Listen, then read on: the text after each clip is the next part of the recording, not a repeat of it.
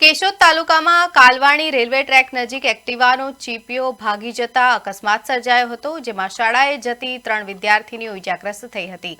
અકસ્માત બાદ સ્થાનિકોમાં દોડધામ મચી ગઈ હતી।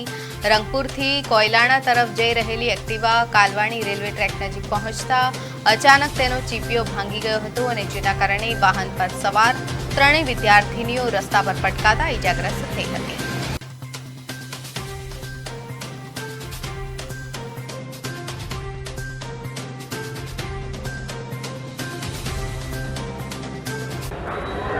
આજે રંગપુરથી અમારી વિદ્યાર્થીનીઓ આવતી હતી, એમાં રેલવેના પુલ પાસે તેનો ચીપિયો ભાંગી જવાથી અકસ્માત થયો છે।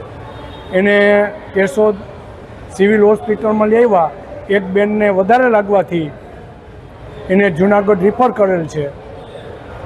કેટલા લોકો? 3 જણા લોકો હતા।